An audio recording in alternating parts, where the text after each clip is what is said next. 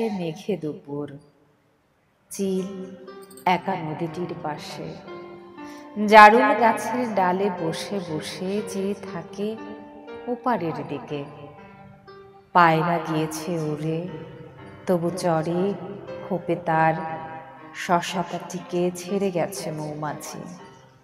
কালো মেঘে জমে আছে মাঘের আকাশে, মরা প্রজাপতিটির পাখার নরম রেণু ফেলে দিয়ে ঘাসে পিঁপড়েরা চলে যায়।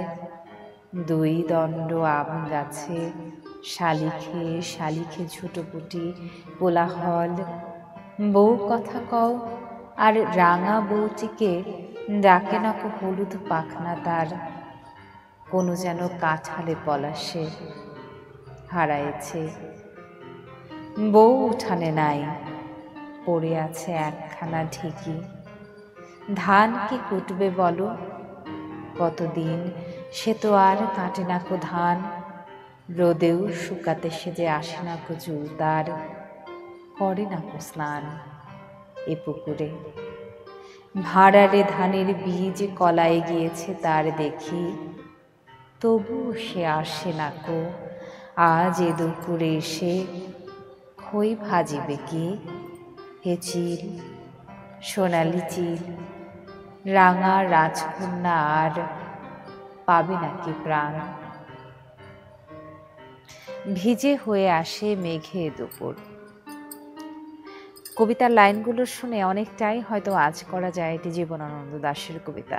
যারা কবিতা প্রেমী মানুষ, কবিতা পড়তে ভালোবাসেন, তাদের কাছে এই লাইনগুলো ভীষণভাবে আনন্দ বহন করে। কেউ স্টিল নিবেদিত সকাল 24-এ স্বাগত জানাই সবাইকে। কবিতার সকাল আজ সোমবার 23 বৈশাখ 1431 বঙ্গাব্দ, 6 মে 2024 খ্রিস্টাব্দ। সাথে আছি আমি তাসনুভা মোহনা। ঢাকা সহ দেশের বিভিন্ন স্থানে ঝড় বৃষ্টি হয়েছে। রাজধানীতে দেয়াল ধসে মারা গেছেন একজন। আবহাওয়া অফিস জানায়, রোববার সন্ধ্যা 6টা থেকে রাত 12টা পর্যন্ত ঢাকায় 36 মিলিমিটার বৃষ্টিপাত রেকর্ড করা হয়েছে। ফেনীতে 28 মিলিমিটার বৃষ্টিপাত রেকর্ড হয়েছে। এ সময় বাতাসের গতিবেগ ছিল 6 কিলোমিটার। এছাড়াও ঢাকা ও আশেপাশের জেলাতেও কালবৈশাখী ঝোড়ো হাওয়ার সাথে শিলাবৃষ্টি হয়েছে। এতে ফসলের ক্ষতির আশঙ্কা করা হচ্ছে। যদিও আগে থেকেই বজ্রপাত ও ঝোড়ো বৃষ্টির পূর্বাভাস দিয়েছিল আবহাওয়া অফিস। রাজধানীতে ঘণ্টাখানেকের বৃষ্টিতে গরম থেকে স্বস্তি মিললেও বিপাকে পড়েন পথচারীরা।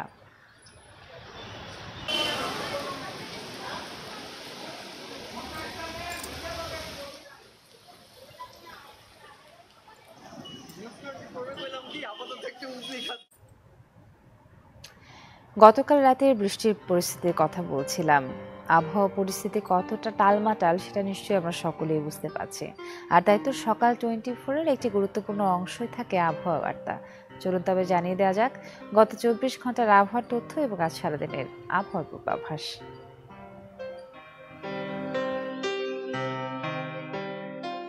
ঢাকায় গেল 24 ঘন্টায় সর্বোচ্চ তাপমাত্রা শনাক্ত হয়েছে 36.7 ডিগ্রি সেলসিয়াস, সর্বনিম্ন তাপমাত্রা ছিল 25.3 ডিগ্রি সেলসিয়াস। রাজশাহীতে সর্বোচ্চ তাপমাত্রা 39.8, সর্বনিম্ন 26.8, রংপুরে সর্বোচ্চ তাপমাত্রা 30.2, সর্বনিম্ন 23.5, ময়মনসিংহে সর্বোচ্চ তাপমাত্রা শনাক্ত হয়েছে 31.5 ডিগ্রি সেলসিয়াস, সর্বনিম্ন 22 ডিগ্রি সেলসিয়াস। সিলেটে গেল 24 ঘন্টায় সর্বোচ্চ তাপমাত্রা ছিল 29.2 ডিগ্রি সেলসিয়াস, সর্বনিম্ন তাপমাত্রা 22.5 ডিগ্রি সেলসিয়াস। চট্টগ্রামে সর্বোচ্চ তাপমাত্রা 33.6, সর্বনিম্ন 25, খুলনায় সর্বোচ্চ তাপমাত্রা 37, সর্বনিম্ন 29, বরিশালে সর্বোচ্চ তাপমাত্রা শনাক্ত হয়েছে 36.2 ডিগ্রি সেলসিয়াস, সর্বনিম্ন 28 ডিগ্রি সেলসিয়াস। গেল 24 ঘন্টায় দেশের সর্বনিম্ন তাপমাত্রা শনাক্ত হয়েছে বান্দরবানে 21.2 ডিগ্রি সেলসিয়াস, সর্বোচ্চ তাপমাত্রা ছিল চুয়াডাঙ্গায় 40.3 ডিগ্রি সেলসিয়াস। আজ ময়মনসিংহ ও সিলেট বিভাগের অধিকাংশ জায়গায়, ঢাকা ও চট্টগ্রাম বিভাগের অনেক এবং বরিশাল, রংপুর, রাজশাহী ও খুলনা বিভাগের কিছু কিছু জায়গায় অস্থায়ীভাবে দমকা ঝোড়ো হাওয়া সহ বৃষ্টি কিংবা বজ্রসহ বৃষ্টি হতে পারে। সেই সাথে কোথাও কোথাও শিলাবৃষ্টিও হতে পারে। আজ সারা দেশে দিন ও রাতের তাপমাত্রা 1 থেকে 2 ডিগ্রি হ্রাস পেতে পারে। মুষলধারায় বৃষ্টি গতরাতে বিভিন্ন জেলায় কিছুটা শীতলতা ছড়িয়েছে ঠিকই, কিন্তু গত কয়েকদিনের দাবদাহ আর লোডশেডিংয়ে শীতল হাওয়ার একমাত্র বাহন ছিল হাত পাখা। এই হাত পাখা তৈরির গ্রামে নিয়ে যাব আজ আপনাদের। ঠাকুরগাঁও থেকে সহকর্মী ফাতেমাত ছোকরা জানাবেন হাত পাখার গ্রামের আদ্যপান্ত। ফাতেমা, শুভ সকাল। জানাই হাত পাখা বাঙালির ঐতিহ্য, এবং এখন এই গরমে সেটা শুধুমাত্র যে ঐতিহ্যকে ধারণ করছে তাই নয়, সেটা আমাদের প্রয়োজনের একটা অংশ হিসেবে দাঁড়িয়েছে। এই যে ঠাকুরগাঁয়ের হাত পাখা গ্রাম, এবং পেছনে দেখতে পাচ্ছি বেশ কিছু মহিলা হাত পাখা বুনছেন, এই বিষয়ে আপনার কাছ থেকে জানতে চাই। শুভ সকাল তাসনুভা। আর যেহেতু তাপমাত্রা খুবই বেশি ছিল গত কয়েকদিন, যে কারণে কিন্তু এই ফ্যান এবং এসির পরিবর্তে এবং মানুষ কিন্তু হাত পাখার প্রতি আবারও আকৃষ্ট হচ্ছে। আমি এখন আছি ঠাকুরগাঁয়ের গড়িয়ার লস্করা গ্রামে। এই গ্রামটির প্রত্যেকটি পরিবারই কিন্তু এই হাত পাখা শিল্পর সঙ্গে জড়িত, যে কারণে এখানে কিন্তু প্রতিটি পরিবারের মহিলারা, বাচ্চারা, ছেলেমেয়েরা তারা কিন্তু কাজের ফাঁকে ফাঁকেই এই হাত পাখা তৈরির কাজে ব্যস্ত থাকে। তারা কিন্তু, আমি যদি আপনাদেরকে একটু দেখাই তাসনুভা, যে এখানে সুতার পাখা তৈরি হয়, এখানে বাঁশ দিয়ে তৈরি পাখাও তৈরি হয়। এইসব প্রতিটি পাখা বিক্রি হয় 25 থেকে 30 টাকা দরে। তবে এখানকার নারী শ্রমিকরা যারা রয়েছে তারা যেটা বলছে যে এখন বাঁশের দাম বেশি, সুতার দাম বেশি, তাদের কিন্তু ততটা লাভবান তারা হতে পারে না। তবে সরকার যদি একটু সহায়তা করে, তাদেরকে ক্ষুদ্র ঋণের আওতায় নিয়ে আসে বা তাদের একটু অনুদান দেয়, তাহলে কিন্তু এই শিল্পটা কিন্তু বিকাশ লাভ করবে। তাসনুভা, এখানকার প্রতিটি ঘরে, এই গ্রামে প্রায় 200-250 পরিবার রয়েছে। প্রতিটি ঘরেই কিন্তু এই পাখা তৈরির কাজ পরিচালনা করা হয়। কেউ বাঁশ নিয়ে আসে, কেউ বা পাখার হাতা তৈরি করে, কেউ বা তাতে সুতা তৈরি করে, বিভিন্ন নকশা কারুকাজ তৈরি করে। কাজের ফাঁকে ফাঁকে তারা স্বামীদের সহযোগিতার জন্য, তারা সংসার পরিচালনার জন্য কিন্তু এই বাড়তি ইনকামের আশায় এই কাজটি করছে। তো এখানে নারীদের সঙ্গে আমি কথা বলেছি, তারা যেটা জানিয়েছে যে সংসারে বাচ্চা কাচ্চা টুকটাক খরচের জন্য তারা এই কাজটি করে থাকে। তবে এই শিল্পের বিকাশের জন্য কিন্তু সরকারি সহযোগিতা চেয়েছেন অনেক নারীরাই। তো সরকারের প্রতি দৃষ্টি আকর্ষণ করছেন তারা, যে এই শিল্পের বিকাশ যেন ঘটতে পারে, সেই রকম সহযোগিতা তারা চাচ্ছেন। অনেক ধন্যবাদ ফাতেমা আমাদের সাথে থাকবার জন্য। ফাতেমা তো ছোকরা ছিলেন আমাদের সঙ্গে, এবং ঠাকুরগাঁয়ের হাত পাখা গ্রামের আদ্যপন্ত জানাচ্ছিলাম এতক্ষণ ধরে। প্রিয় দর্শক, এবারে অন্য প্রসঙ্গ। নিষেধাজ্ঞা শেষে ইলিশ মাছ ধরতে নিয়মিতই জাল ফেলে নিরাশ হয়ে ফিরছেন জেলেরা। তাদের মতে তাপপ্রবাহের কারণে এমন অবস্থা হতে পারে।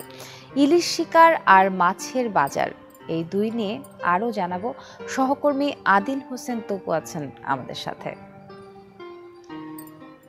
তপু, শুভ সকাল জানাই আপনাকে। আমরা কদিন আগে বলছিলাম যে ইলিশের উপরে নিষেধাজ্ঞা তুলে দেয়া হয়েছে এবং জেলেরা যাচ্ছে নদীতে, এবং ইলিশ নিয়ে আমাদের যে ব্যস্ততা, সেখানে যেন ভাটা পড়েছে এই খবরে যে তাপপ্রবাহের কারণে ততখানি ইলিশ ধরা পড়ছে না যতখানি প্রত্যাশা করেছিলেন জেলেরা।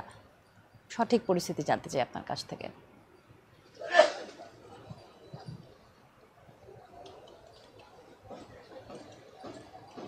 জি,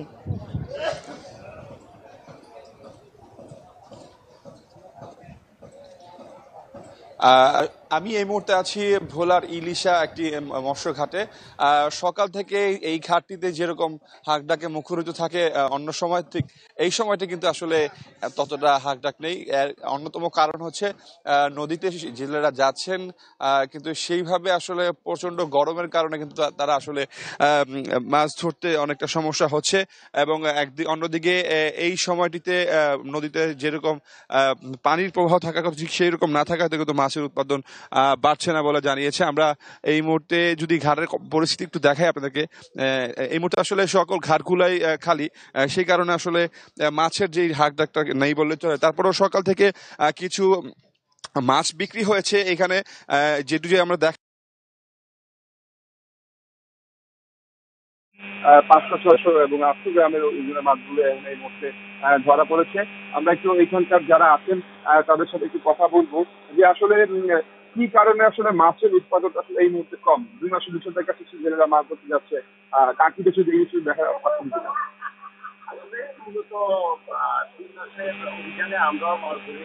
অভিযানে আমরাও মাছ ধরি নাই, জেলেরাও নদীতে যায় নাই, আমরা বেচা বিক্রি বন্ধ রাখছি। কিন্তু তারপরে আমাদের একটা লক্ষ্য এবং কাঙ্ক্ষিত একটা লক্ষ্য ছিল যে ভালো একটা মাছ পাবে জেলেরা, পাইলে আমরাও মোকামে পাঠাইতে পারবো, আমরা একটা ভালো প্রফিট পাবো। কিন্তু আসলে সেটা আমাদের আশাটা ঘুরে বালিয়ে, এটা হলো মূলত জলবায়ু পরিবর্তনের কারণে যে লবণ পানি উঠে আসছে উজানে, এজন্য মাছ তেমন একটা হয় নাই। আর দ্বিতীয়ত যে গরম, প্রচন্ড গরমের কারণে আপনি দেখেনি যে মাছ, যে বড় মাছ পাওয়ার কথা সেই মাছও হচ্ছে না, ওইটা লবণ পানিটাই বেশি দায়ী। আর হয়তো যে প্রচন্ড গরমের কারণে জেলেরা নদীতে গিয়ে থাকতে পারতেছে না, টিকতে পারতেছে না। তবে নেক্সটে যদি হয়তো আশা করা যায় যে যদি বৃষ্টি হয়, প্রচন্ড পরিমাণ বৃষ্টি হলে লবণ পানি যদি নেমে যায়, চলে যায় বৃষ্টির পানির স্রোতে, তাহলে হয়তো আমরা আশা করি যে জেলেরা মাছ পাইতে। একজন মৎস্য ব্যবসায়ীর কাছ থেকে ছিলেন আসলে এই মুহূর্তে কিন্তু প্রচন্ড গরমের কারণ, লবণ পানির কারণে কিন্তু জেলেরা আসলে সেই কাঙ্ক্ষিত ইলিশকে দেখা যাচ্ছে না। হয়তো বা সামনের দিকে যে অমাবস্যার সেটি যদি হয়, পানি যদি বাড়ে, তাহলে হয়তো বা মাছের উৎপাদন বাড়বে, তখন জেলেরা মাছ ধরে তাদের বিভিন্ন সময় যে ধার দেনা সেগুলো পরিশোধ করতে পারবে। ভোলায় প্রায় 1,68,000-এর মতো প্রায় নিবন্ধিত জেলে রয়েছে এবং এর বাহিরেও রয়েছে প্রায় 1,50,000 মতো জেলে। আর একটি বিষয় জানিয়ে রাখি যে আগামী 20 মে থেকে কিন্তু আসলে সাগরের যে 65 দিনের নিষেধাজ্ঞা শুরু হবে। এর আগে যদি ইলিশের দেখা না পায়, তাহলে হয়তো বা জেলেদের এই ধার দেনাটা বাড়তেই থাকবে। তো আমরা আশা রাখি যে নদীতে মাছ পড়বে এবং জেলেরা যাদের সেই কাঙ্ক্ষিত লক্ষ্য পূরণ করতে পারবে মাছ ধরে। নিশ্চয়ই, আমরাও সেই প্রত্যাশা রাখছি। তো অনেক ধন্যবাদ আমাদেরকে এই তথ্য দিয়ে সমৃদ্ধ করবার জন্য। এবারে চলে যাচ্ছি পত্রিকার খবরের শিরোনামগুলোতে। চলুন দেখে আসা যাক। সমকাল থেকে শুরু করব। দৈনিক সমকাল আছে আমার হাতে, অসংকোচ প্রকাশের দুরন্ত সাহস। সমকালের আজ প্রধান প্রধান সংবাদ শিরোনামের শুরুতেই পুঁজিবাজারের খলনায়ক ফারুক, কারসাজির ছড়ি ঘুরিয়ে চলছেন বুক ফুলিয়ে। বড় ভাই পুলিশের ডিআইজি কুদ্দুস সহ জড়িত পরিবারের 18 সদস্য আশকারা দিচ্ছেন বিএসইসির শীর্ষ কর্তারা। এদিকে 8ম শ্রেণী পর্যন্ত অবৈতনিক হচ্ছে শিক্ষা। অবৈতনিক করার উদ্যোগ নিয়েছে সরকার এবং এ ব্যাপারে কৌশল প্রণয়ন করা হচ্ছে। ঢাকা সেনানিবাসে দরবারে ভাষণে প্রধানমন্ত্রী সশস্ত্র বাহিনী সংকটে জনগণের পাশে থেকে আস্থা অর্জন করেছেন। এবারে দৈনিক প্রথম আলো। ক্ষতিপূরণ থেকে বাদ পড়ছেন গরিবেরা। সড়ক দুর্ঘটনা প্রসঙ্গ। সড়কে মৃত্যু বা আহত হলে ক্ষতিপূরণের তহবিল রয়েছে, যদিও আবেদন করছেন ক্ষতিগ্রস্ত মানুষের মাত্র 7.29%। এদিকে ক্ষমতার দাপটেও রক্ষা পেল না পদ্মা, দুর্বল ব্যাংক। মহিউদ্দিন খান আলমগীরের বিতর্কিত ফার্মার্স ব্যাংকের নাম পরিবর্তন করে রাখা হয় পদ্মা ব্যাংক, তবে গ্রাহকের আস্থা ফেরেনি। এদিকে সুন্দরবনের খবরাখবর প্রসঙ্গে বলতে চাই, আগুন নেভাতে সুন্দরবনে পানি ছিটাচ্ছেন ফায়ার সার্ভিসের এক সদস্য। ইনসার্টের ছবিতে আমরা দেখতে পাচ্ছি গতকাল বাগেরহাটের মোরেলগঞ্জ উপজেলায় আমর বুনিয়া টহল ফাঁড়ির লতিফের ছিলা এলাকা থেকে তোলা একটি ছবি। আরেকটি আন্তর্জাতিক খবর পড়ে দিচ্ছি। গাজায় ইসরায়েলি নৃশংসতা বিক্ষোভ ছড়িয়েছে 13 দেশে, যুক্তরাষ্ট্রে ধরপাকড় চলছেই। এবারে অন্য একটি পত্রিকা হাতে নিচ্ছে কালের কণ্ঠ, আংশিক নয় পুরো সত্য। গাজীপুর প্রসঙ্গ। বনের জমিতে 1.5 শতাধিক কারখানা, ব্যক্তিগত প্রভাব এবং অসাধু বন কর্মকর্তাদের যোগ সাজশে ব্যক্তিগত জমির সঙ্গে থাকা বনের জমি দখল করে গড়ে তোলা হয়েছে এসব প্রতিষ্ঠান। টিন খুলে দায়িত্ব সেরেছেন বন কর্মকর্তা, বনের 10 বিঘা জমিতে বেষ্টনী। এদিকে সুন্দরবনে বলা হচ্ছে 54 বছরে 40 অগ্নিকাণ্ড। আগুন নিয়ন্ত্রণে বন বিভাগ, ফায়ার ব্রিগেড ও বিমান বাহিনীর তৎপরতা, বাস্তবায়ন হয়নি আগের তদন্তের সুপারিশ। এবারে পড়ছি দৈনিক ইত্তেফাক। উপজেলা নির্বাচন প্রসঙ্গ। উপজেলা নির্বাচনে অনিয়মের অভিযোগ পেলেই ব্যবস্থা, ইসি। আজ মধ্যরাত থেকে প্রথম ধাপের প্রচারণা শেষ। মানুষের হাত পা কেটে নিজেই অস্ত্রোপচার করতেন মিল্টন, বলছেন ডিবি। খেলার খবর, হতাশার ব্যাটিং টাইগারদের, দ্বিতীয় ম্যাচেও বড় জয়। তাপমাত্রার একটি খবর, তাপমাত্রা কমে স্বস্তি সারা দেশে, বজ্রপাতে 9 জন নিহত। দেশ জুড়ে 3 দিন কালবৈশাখীর সতর্কতা জারি, আজ থেকে সিলেটে ভারী বর্ষণ, বন্যার আশঙ্কা। সবশেষে পড়ছি বণিক বার্তা, তথ্যে অগ্রগতি। ডিএসসিসি সম্মেলনের দ্বিতীয় প্লেনারিতে গভর্নর। দেশের অর্থনৈতিক সূচকগুলো ইতিবাচক ধারায় রয়েছে এবং উদ্বোধনী অনুষ্ঠানের স্পিকার, সংকটেও উন্নয়নশীল দেশগুলোর জন্য বাংলাদেশ রোল মডেল। এই ছিল আজকের পত্রিকার প্রধান সংবাদ শিরোনাম। এবারে কেওয়া স্টিল সকাল 24 থেকে বিরতি নিচ্ছে। তাসরিফা মোহনার সাথেই থাকুন, ফিরছে এক্ষুনি।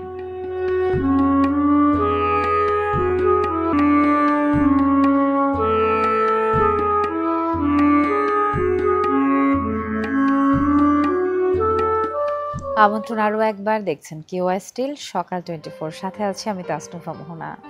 আজ 6 মে, আজ যাদের জন্মদিন তাদেরকে জানাই জন্মদিনের অনেক অনেক শুভেচ্ছা, জানাই অনেক অনেক অভিনন্দন।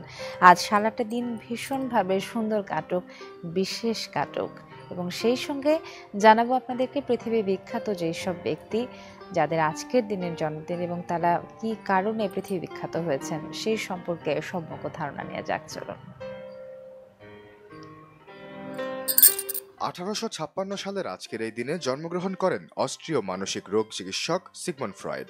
তিনি মনোচিকিৎসা পদ্ধতির উদ্ভাবক। তার বিভিন্ন কাজ জনমানসে বিরাট প্রভাব ফেলেছে। ফ্রয়েডের বিভিন্ন তত্ত্ব সাহিত্য, চলচ্চিত্র, মার্ক্সবাদী আর নারীবাদী তত্ত্বের ক্ষেত্রেও গভীর প্রভাব বিস্তার করে। তিনি ইডিপাস কমপ্লেক্স ও ইলেকট্রা কমপ্লেক্স নামক মতবাদ সমূহের জন্য অধিক আলোচিত। 1856 সালের এই দিনে জন্মগ্রহণ করেন মার্কিন চলচ্চিত্র পরিচালক, অভিনেতা, লেখক এবং প্রযোজক জর্জ অরসন ওয়েলস।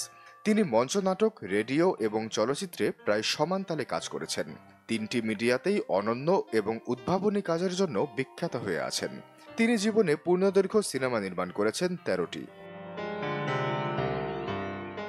1932 সালের এই দিনে জন্মগ্রহণ করেন ঔপন্যাসিক, প্রাবন্ধিক, কবি, নাট্যকার, গবেষক ও অধ্যাপক আলাউদ্দিন আল আজাদ।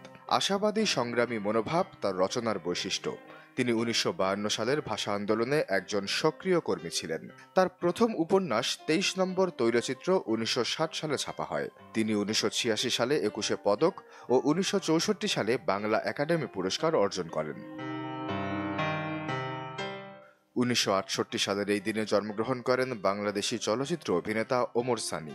তার উল্লেখযোগ্য চলচ্চিত্রের মধ্যে চাঁদের আলো, কুলি ও দোলা অন্যতম।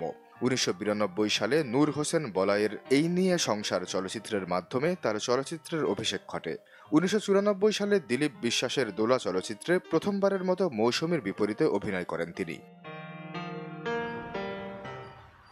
যদিও গতকাল রাতে রাজধানী সহ অন্যান্য এলাকায় বৃষ্টিপাতের খবর পাওয়া গেছে, তবুও আমরা কিন্তু দাবদাহ এবং আমরা বলছিলাম যে ইলিশের নিষেধাজ্ঞা ওঠার পরেও এই তাপপ্রবাহের কারণে কিন্তু যথেষ্ট ইলিশ না আসায় জেলেরা কিন্তু ক্ষুব্ধ।